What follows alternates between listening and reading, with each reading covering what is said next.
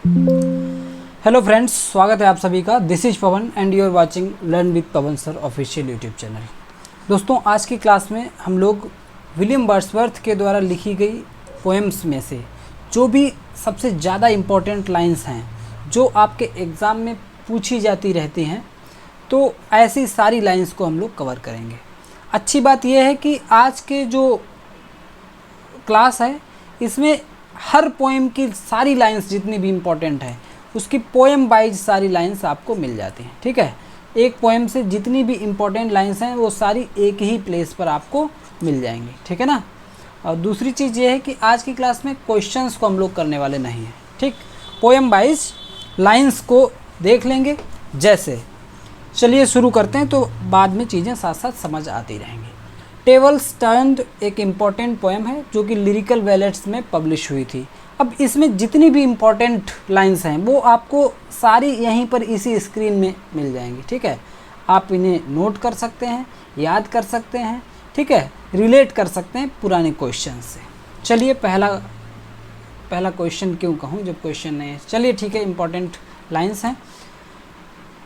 The table turns एक poem है, इसमें लाइन आती है up up my friend and quit your books. Actually इसमें वर्ड्सवर्थ के साथ कोई इमेजिनरी इनका कोई फ्रेंड भी है, कोई दोस्त भी है, उससे ये बात करते हैं।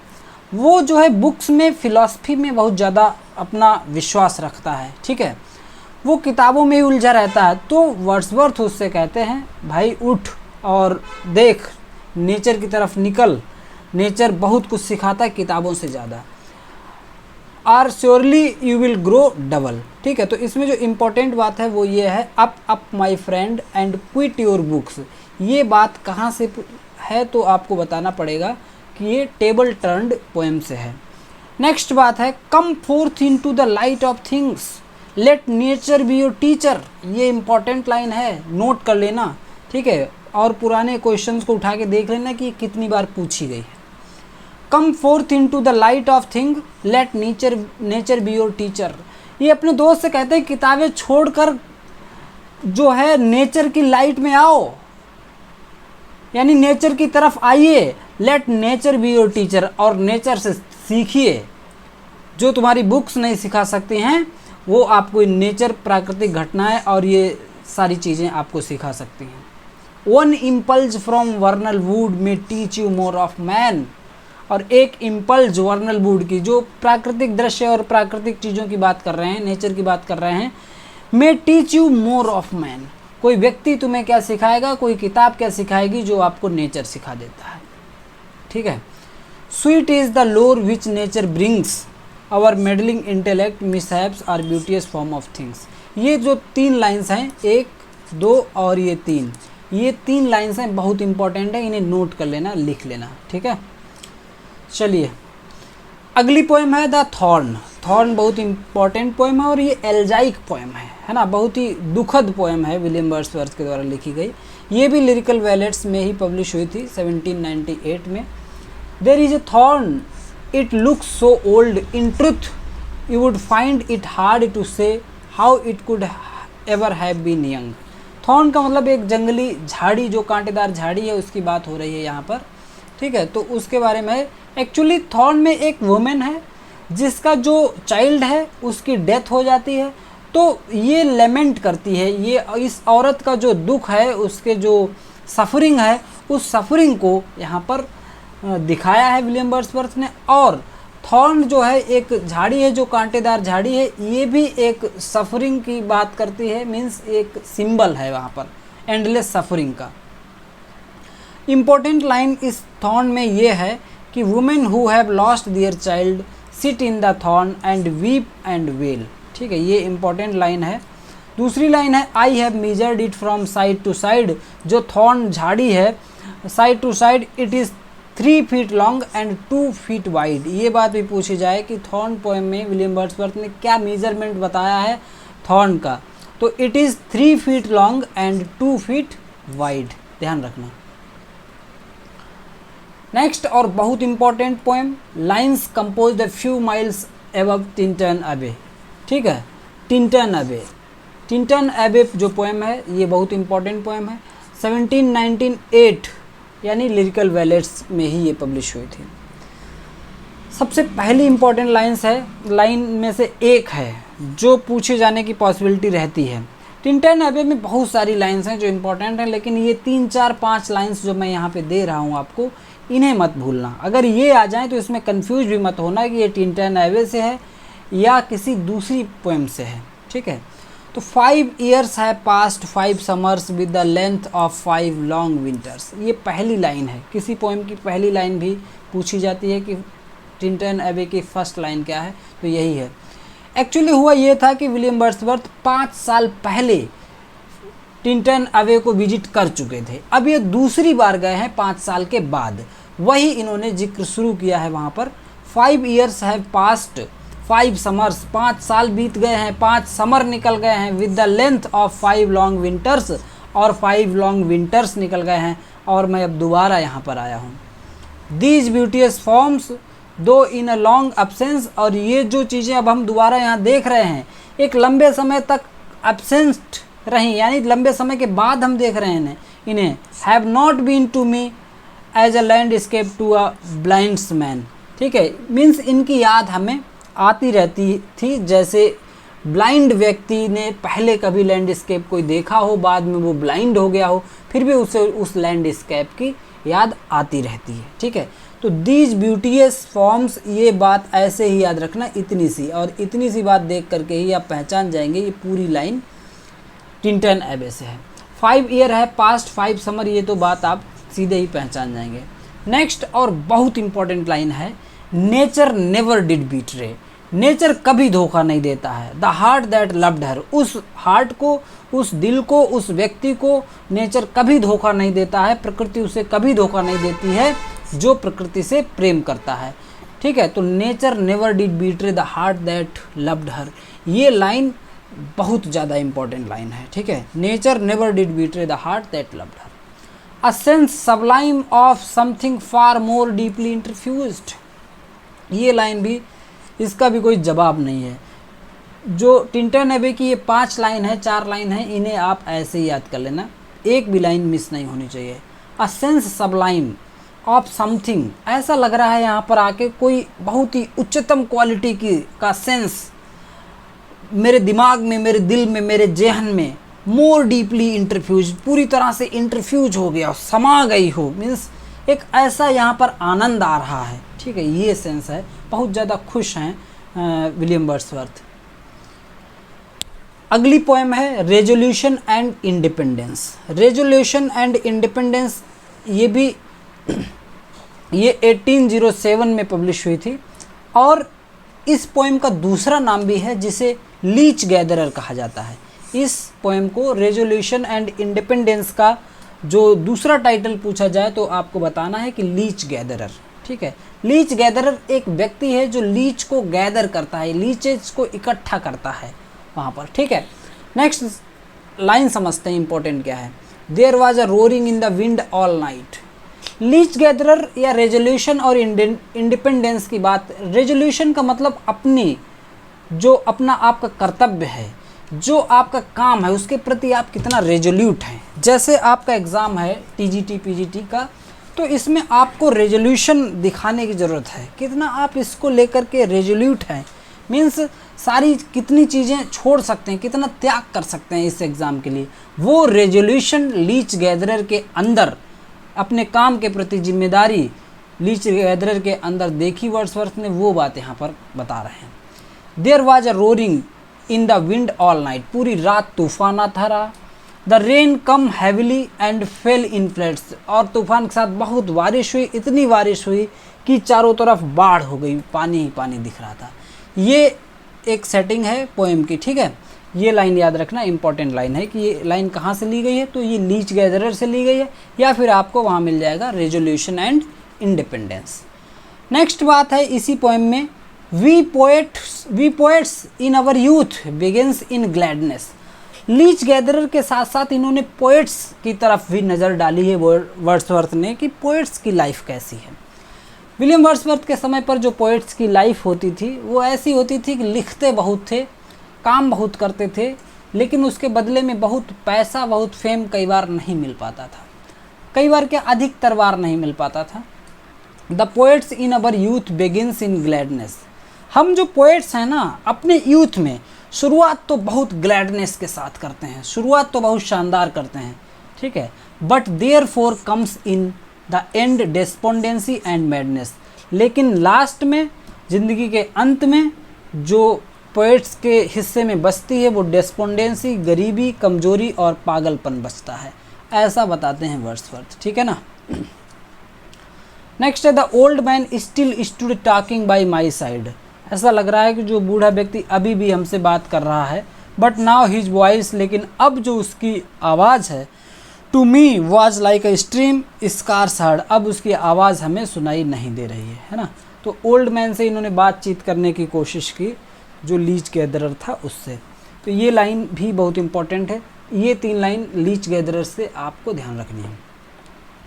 Daffodils again most important poem, बहुत ही शॉर्ट पोएम है, 1807 के कलेक्शन में ये पब्लिश हुई थी। I wandered lonely as a cloud, इसका जो है ये पहली लाइन है इसकी, और इसका जो दूसरा नाम है, दूसरा टाइटल है, इसे डैफोडिल्स के नाम से जाना जाता है, क्योंकि डैफोडिल्स के बारे में इसमें बात की गई है। इम्पॉर्टेंट लाइन है I wandered lonely as a cloud, एकदम आसमान की तरह, बादल की तरह मैं अकेले मस्त घूम रहा था। That floats on high over vales and hills, जैसे बादल जो होता है ना पहाड़ियों पर, घाटियों में घूमता है, ऐसे एकदम मस्त होकर के विलियम वर्ड्सवर्थ भी नेचर को एंजॉय कर रहे होंगे। फिर अगली लाइन है इसमें important, a host of golden daffodils, एकदम सुनहरे डैफोडिल्स का पूरा झुंड, ये बात डैफोडिल्स पोएम से है। अगली और बहुत important line, 10,000 saw I at a glance, glance का मतलब है दृश्य, एक दृश्य में 10,000 डैफोडिल्स को मैंने देखा। यहाँ पर आपसे पूछ लेता है इसमें फिगर ऑफ स्पीच कौन सा है, तो आपको यहाँ पर बताना है कौन सा फिगर ऑफ स्पीच है। 10,000 यहाँ पर अतिशयोक्ति टाइप का है ना, hyperbole. 10,000 saw I at a glance, तो tossing their heads in sprightly dance, और जो फूल हैं वो हवा में हिल रहे हैं, ऐसा लग रहा है कि अपने हेड्स को, सिर को हिला रहे हैं, स्प्राइटली डांस, और ऐसा लग रहा है कि वो डांस कर रहे हैं। तो इतनी इमेजरी, इतना क्लियर डिस्क्रिप्शन देख के आप समझ ही जाएंगे कि ये लाइन डैफोडिल से है, ठीक है। नेक्स्ट है and then my heart with pleasure fills, और वो सारा दृश्य नज़ारा देख के मेरा दिल जो था बहुत गदगद हो गया, मैं बहुत खुश हो गया। And dances with the daffodils, और मैं झूमने लगा डैफोडिल्स के साथ, ठीक है। तो इसमें डैफोडिल्स की ब्यूटी, नेचर के प्रति विलियम वर्ड्सवर्थ का लगाव, कितना छोटी छोटी चीज़ों में उन्हें आनंद आता था, ये चीज़ हमें देखने को मिलती है, ठीक है। चारों लाइन बहुत इंपॉर्टेंट है डैफोडिल से। और जो लाइन यहाँ पर नहीं है, ये मान के चलिए कि जितनी भी इन पोएम्स में इंपॉर्टेंट लाइंस हैं वो सारी हैं, नहीं तो कुछ पोएम इसमें 150 लाइन की लंबी पोएम्स हैं, ठीक है। उन पोएम्स को पढ़ना संभव नहीं है, समय कम है, लेकिन इतना पढ़ लिया आपने तो फिर आपको बहुत ज़्यादा पोएम्स नहीं पढ़ पाए उसके लिए पछताने की ज़रूरत नहीं है, ठीक है। क्योंकि आपका एग्ज़ाम यही मांगता है कि जो इम्पोर्टेंट है वो आपको पता होना चाहिए। माई हार्ट लीप्स अप, बहुत इम्पॉर्टेंट पोएम है, बहुत छोटी पोएम है। My heart leaps up when I behold a rainbow in the sky, फिर से नेचर के प्रति इनका लगाव दिख रहा है माई हार्ट लीप्स अप में। जब मैं स्काई में रेनबो देखता हूँ, इंद्रधनुष को देखता हूँ स्काई में, तो मेरा जो हृदय है, leaps up when I behold, तो एकदम हृदय उछल उठता है। The child is father of the man, ये भी इम्पॉर्टेंट लाइन है, the child is father of the man. Next है and I could wish my days to be bound each to each by natural piety, ठीक है। तो ये कुछ line है जो माई हार्ट लीप्स अप से है। नेक्स्ट और इम्पॉर्टेंट, जितना टिंटन एबे इम्पॉर्टेंट है, जितना डैफोडिल्स इम्पॉर्टेंट है, उतनी ही इम्पॉर्टेंट है odd on intimations of immortality, ठीक है। इंटीमेशंस ऑफ इमॉर्टैलिटी, इसका पूरा नाम पूछा जाए तो आप इस तरीके से पूरा बताएंगे नाम को, ode intimations of immortality from recollections of early childhood. Early childhood यानी छोटे बचपन में जो चीज़ें थीं उन्हें याद कर रहे हैं, उन्हें रिकलेक्ट कर रहे हैं, और उस पर इन्होंने ओड लिखी है, ठीक है ना। छोटे बच्चे रहे होंगे वर्ड्सवर्थ, तब की चीज़ों को ये याद करके और लिख रहे हैं। तो चलिए देखते हैं इसमें इंपॉर्टेंट लाइंस कौन कौन सी हैं। There was a time when meadow, grove and stream. एक समय की बात है जब हम छोटे बच्चे थे, या छोटे बच्चों को छोटी छोटी चीज़ों में मीडोज, ग्रोव, स्ट्रीम, तमाम झरने, तालाब, चारागाह, इन सबको देखकर the earth and every common sight, पृथ्वी का कोई भी बहुत छोटी से छोटी कॉमन चीज़, to me did seem apparelled in celestial light. हर चीज़ ऐसा लग रहा था कि हर चीज़ दैवीय है, हर चीज़ बहुत अच्छी लगती थी, हर चीज़ बहुत आनंद देती थी। ठीक है, तो ये लाइन है ओड इंटीमेशंस टू इमोर्टैलिटी से। दूसरी इंपॉर्टेंट लाइन है the glory and the freshness of a dream. ठीक है, the glory and the freshness of a dream. अगली और most important line, our birth is what a sleep and forgetting. हमारा जन्म है ना, ये एक स्लीप है, एक नींद है, और फॉरगेटिंग है, क्योंकि जब हम जन्म वर्थ के समय हमें नेचर से बहुत ज़्यादा लगाव रहता है। ठीक है, जब हम छोटे होते हैं, और जितना भी हम अपनी बर्थ से दूर जाते हैं, यानी जितना एज में बड़े होते चले जाते हैं, उतना ही हम सारी चीज़ों को फॉरगेट करना शुरू कर देते हैं। ऐसा लग रहा है हम नींद में चले गए हैं, है ना, नेचर से दूर होते चले जाते हैं। तो उसी सेंस में वर्ड्सवर्थ ने कहा है our birth is but a sleep and a forgetting. Trailing clouds of glory do we come from God who is our home. Trailing clouds of glory do we come from God, हम God के यहाँ से आते हैं, glory के साथ who is our home. तो ये लाइन भी इम्पॉर्टेंट है। अगली लाइन बहुत छोटी है लेकिन बहुत इम्पॉर्टेंट है, the soul that rises with us. जो सोल हमारे साथ आती है जन्म के समय, आवर लाइफ स्टार। ठीक है, ये लाइन और भी लंबी है लेकिन आपको इतनी लाइन भी मिल जाएगी ना, the soul that rises with us, यहाँ से ये आप पहचान जाएंगे कि ये इंटीमेशंस ऑफ इमोर्टैलिटी से है। दो nothing can bring back the or of splendour in the grass of glory in the flower. ठीक है, तो इंपॉर्टेंट लाइन्स इसमें है। पहली ये इंपॉर्टेंट लाइन ज़्यादा है, अवर वर्थ वाली लाइन बहुत इंपॉर्टेंट है, the soul that rises with us ये बहुत इंपॉर्टेंट लाइन है। ये 3 लाइन बिल्कुल नहीं भूलना है यहाँ से। Ode to duty, ode to duty भी इनकी एक ड्यूटी को लेकर के ओड है, पोएम है। इसमें इन्होंने ड्यूटी को eastern daughter of the voice of God कहा है। ये लाइन बहुत ज़्यादा इंपॉर्टेंट है। ठीक है, ड्यूटी को किसने eastern daughter of voice of God कहा है? तो विलियम वर्ड्सवर्थ ने कहा है। Duty eastern daughter of the voice of God, ये लाइन किस पोएम से है? तो ओड टू ड्यूटी की है। या ये लाइन किसने लिखी है? तो विलियम वर्ड्सवर्थ ने लिखी है। ठीक है, तो eastern daughter of the voice of God, ये लाइन बिल्कुल मत भूलना, कई बार बता रहा हूँ मैं आपको। Me this Uncharted freedom tyres, I feel the weight of chance desires. ठीक है, ये लाइन भी ध्यान रखना है। Duty exist, necessity is strong. Duty exist करती है, नेसेसिटी इज स्ट्रॉन्ग। ठीक है, तो ये लाइन भी इंपॉर्टेंट है। लेकिन ओड टू ड्यूटी से जो मोस्ट इंपॉर्टेंट लाइन है वो eastern daughter of the voice of God. ठीक है, solitary reaper, solitary reaper important poem है, 1807 के कलेक्शन में ही आई थी ये भी। सॉलिटरी रीपर में क्या है? Behold her single in the field. एक कोई लड़की है जो कि एक खेत में है, योन सॉलिटरी हाईलैंड लैश। ठीक है, तो उसकी चर्चा है यहाँ पर इस पोएम में। Behold her single in the field, इतना देखेंगे तो आप जान जाएंगे कि सिंगल इन द फील्ड का मतलब कोई सिंगल लड़की की बात हो रही, किसी फील्ड में है, वो कुछ काम कर रही है, तो उसे देखिए, वर्ड्सवर्थ ये कह रहे हैं। Will no one tell me, और वो लड़की कुछ गा रही है। ठीक है, will no one tell me what she sings, क्या कोई मुझे ये बताएगा कि वो क्या गा रही है, क्योंकि वर्ड्सवर्थ के समझ नहीं आ रही है। ठीक है, तो will no one tell me what she sings, ये लाइन इंपॉर्टेंट है। और कहाँ से है? द सॉलिटरी रीपर से है। The music in my heart I bore, long after it was heard no more. और वो जो म्यूजिक मैंने वहाँ पर सुना, जो लड़की वो गा रही थी, वो मेरे हृदय में, मेरे दिल में अभी भी बैठा हुआ है।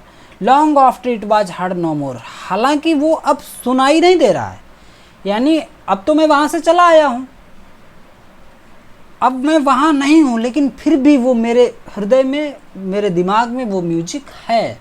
ठीक है, वर्ड्सवर्थ ये कहना चाह रहे हैं। तो यहाँ पर ब्यूटी दिखाई गई है सिंपल रूरल लाइफ से। लेकिन एक एडवांस क्वेश्चन ये पूछा जाता है, जो सॉलिटरी हाईलैंड लैश है, लैश का मतलब लड़की, वो है कहाँ की? तो ये स्कॉटलैंड से है। ये बात भी आपको ध्यान रखना है और बताना है अगर क्वेश्चन पूछा जाए। जो सॉलिटरी हाईलैंड गर्ल है वो फ्रॉम स्कॉटलैंड से बताई गई है। ठीक है। लंदन 1802 बहुत इंपॉर्टेंट पोएम है और ये लिखी गई थी 1802 में। कलेक्शन है इसका 1807। मिल्टन के ऊपर इन्होंने ये पोएम लिखी है। विलियम वर्ड्सवर्थ ने मिल्टन की प्रशंसा की है और इस पोएम में वर्ड्सवर्थ कह रहे हैं कि लंदन की जो हालत है वो बहुत ज़्यादा ख़राब है इस समय के इंग्लैंड की। मिल्टन जब आप थे तो आपने जो स्थिति बना के रखी थी उससे बहुत बुरा हाल इस समय पर हो चुका है ना। तो इसीलिए ये मिल्टन से कहते हैं, Milton thou shouldst be living at this hour. Milton आपको इस समय आपका होना बहुत ज़रूरी था। मीन्स आपको इस वक्त, इंग्लैंड को इस वक्त आपकी ज़रूरत है। England hath need of the, England को आपकी बहुत आवश्यकता है। आइए फिर से अपनी लेखनी से, फिर से अपने ज्ञान से, फिर से अपने डिसिप्लिन से इंग्लैंड को एक नई शेप दीजिए। ठीक है। Thy soul was like a star and dwelt apart, और आपकी आत्मा एकदम स्टार की तरह है, एंड ड्वेल्ट अपार्ट। ठीक है ना। तो ये इंपॉर्टेंट लाइन है, ध्यान रखना, बहुत ज़्यादा इंपॉर्टेंट लाइन है। Milton thou shouldst be at this hour, ये भी लंदन 1802। इसे टू मिल्टन भी कह सकते हैं आप, है ना, to Milton. Thy voice did soften freedom's stern stone. ठीक है।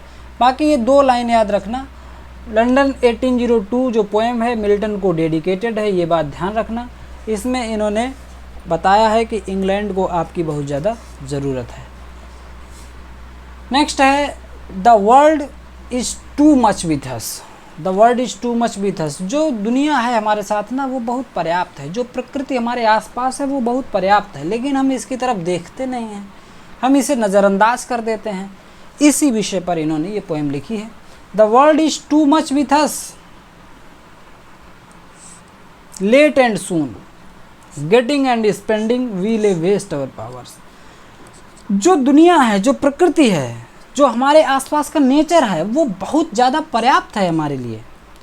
Late and soon, getting and spending, लेकिन हम किस चीज़ में लगे हैं? गेटिंग एंड स्पेंडिंग, कमाने और खर्च करने में लगे हैं। यानी जो दुनियावी ज़रूरतें हैं उनसे ही बाहर नहीं निकल पा रहे हैं और ले वेस्ट अवर पावर्स, और अपनी शक्तियाँ और अपना समय बर्बाद कर रहे हैं इन फालतू की चीज़ों में। जबकि विलियम वर्ड्सवर्थ का मानना है कि हमें नेचर से सीखना चाहिए, नेचर का आनंद लेना चाहिए, नेचर के करीब रहना चाहिए।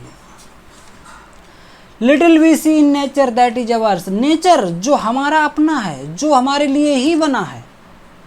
लिटिल वी सी मीन्स हम इसकी तरफ बिल्कुल भी नहीं देखते। लिटिल वी सी का मतलब है एकदम ना की बराबर देखते हैं। Great God I would rather be a pagan suckled in a creed outworn. ठीक है। तो ये इंपॉर्टेंट लाइन है, दो तीन इंपॉर्टेंट लाइन है जो कि the world is too much with अस से है। इसमें इन्होंने कहा कि मटीरियलिज्म से थोड़ा सा बाहर आओ, मटीरियलिज्म बहुत बढ़ चुका है, हम लोग दुनिया की ज़रूरतों में बहुत उलझे हुए हैं और नेचर से हमारा जो कनेक्शन है उसका बहुत ज़्यादा लॉस हुआ, यानी नेचर से हम बहुत दूर हो रहे हैं। फ्रेंच रेवोल्यूशन जो कि एक पार्ट है प्रील्यूड का। ठीक है। फ्रेंच रेवोल्यूशन एक पार्ट है विलियम वर्ड्सवर्थ के एक लॉन्ग वर्क का, प्रील्यूड का। और फ्रेंच रेवोल्यूशन जो है सेक्शन या कहें पार्ट जो बुक 10 है, बुक 10 में देखने को मिलता है। प्रील्यूड में bliss was it in that dawn to be alive but to be young was very heaven. ये बात यहाँ से बहुत इंपॉर्टेंट है। अगर द प्रील्यूड नहीं मिल रहा है तो वहाँ फ्रेंच रेवोल्यूशन आपको मिल जाएगा। मोस्टली ऑप्शन में प्रील्यूड ही मिलेगा आपको। ठीक है ना। तो इसमें इस पार्ट में इन्होंने फ्रेंच रेवोल्यूशन के पार्ट में फ्रेंच रेवोल्यूशन के समय की घटनाओं का जिक्र किया है। ठीक है। और जितनी भी लाइंस इंपॉर्टेंट हो सकती थी मेरे हिसाब से विलियम वर्ड्सवर्थ की, वो सारी मैंने आपको डिस्कस करा दी हैं। ठीक है। और बहुत ज़्यादा समय भी नहीं है कि इन सभी लॉन्ग पोएम्स को, और बहुत बड़ा कलेक्शन है विलियम वर्ड्सवर्थ का, उसे डिटेल में पढ़ा जाए अब, है ना। तो इतने से आपके लिए पर्याप्त हैं। और जो प्रीवियस ईयर क्वेश्चंस पढ़ना चाहते हैं विलियम वर्ड्सवर्थ से रिलेटेड, सारे प्रीवियस ईयर क्वेश्चंस करा दिए हैं। चैनल पर उनकी प्लेलिस्ट है। करीब 5 से 6 क्लासेस में विलियम वर्ड्सवर्थ के सारे यूथ के प्रीवियस ईयर क्वेश्चन कंप्लीट हैं। ऐसे ही जॉन मिल्टन, ऐसे ही विलियम शेक्सपियर और जॉन गॉल्सवर्दी के भी सारे क्वेश्चंस उपलब्ध हैं। Literary term, history of English literature, figure of speech, ये सारे टॉपिक भी सभी प्लेलिस्ट बनी हुई हैं चैनल पर। यूथ में जितने भी इंपॉर्टेंट क्वेश्चन थे सारे डिस्कस किए हुए हैं। जिसने भी अभी तक वो सारी प्लेलिस्ट नहीं देखी ज़रूर वॉच करें, बहुत ही हेल्पफुल साबित होंगी। ठीक है, तो मिलेंगे नेक्स्ट क्लास में। आज के लिए इतना ही। Thank you.